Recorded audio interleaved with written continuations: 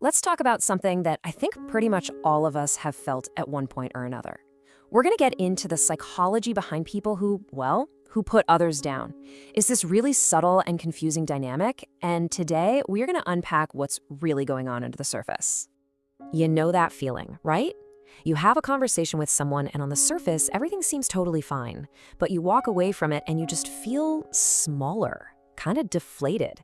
You start replaying it in your head, and even though the words themselves might have been harmless, there's this lingering feeling that you were just dismissed. And see, that's the tricky part. This isn't about someone shouting you down or being obviously insulting. No, it's way more subtle than that. It's the backhanded compliments, the little jokes that have just a little too much sting, the quiet jabs. And it's so effective because it leaves you questioning yourself, wondering, wait, am I just being too sensitive here?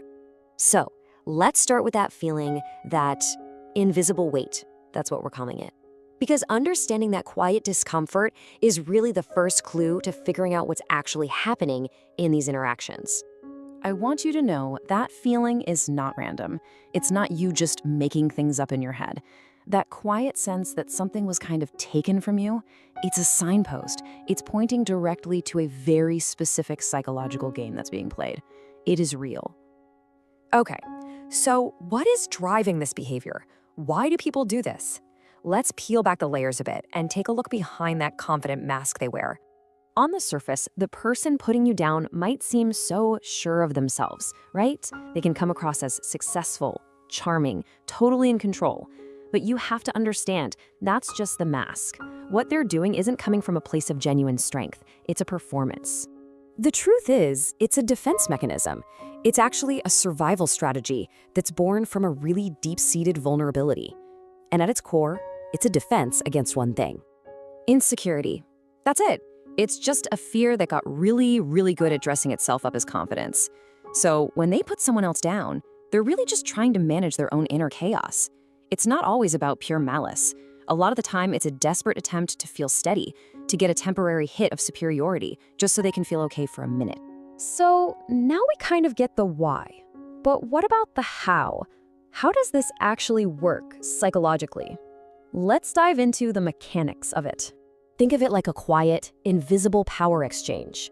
It's a quick fix for them. By making a little jab at you, by pointing out one of your flaws, they get a momentary escape from their own. It's like their self-worth is a leaky bucket, and they're trying to top it off by taking little sips from yours. And when you put these two mindsets side by side, the difference is just night and day. Secure people, they're not threatened when other people shine. In fact, they welcome it. They're open to different opinions. But for insecure individuals, it's a totally different world. Someone else's success feels like a threat. A simple disagreement can feel like a personal attack. Every conversation becomes a battle they need to win. Now, this isn't just some harmless personality quirk we're talking about. This pattern of behavior has a real, tangible cost. It creates this ripple effect of damage that touches everyone involved. The impact is just so insidious. It slowly erodes your trust in yourself, making you second-guess everything. In a relationship, this need for control gets disguised as brutal honesty. At work, it completely stifles growth because fragile egos need protecting. And in families, oh man, this cycle of criticism can become totally normalized. Okay, so understanding the psychology behind it is a huge first step. But the real question is, what do you do about it? How do you actually protect your own sense of self when you're faced with this? All right, the path to getting your power back really comes down to 3 key steps.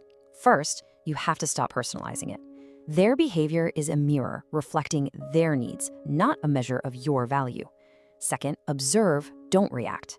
The moment you react emotionally, you're feeding the dynamic. But when you just observe it, you take all the power out of it. And third, and this is the big one, you have to strengthen your internal anchor. Get so rooted in your own sense of self that no one can shake you. And that leads to this huge shift in perspective. You realize the goal isn't to win the interaction. The real win is not even needing to play the game. True strength is realizing you don't have to fight these battles. It's about detaching from their need for a fight and just staying grounded in your own truth.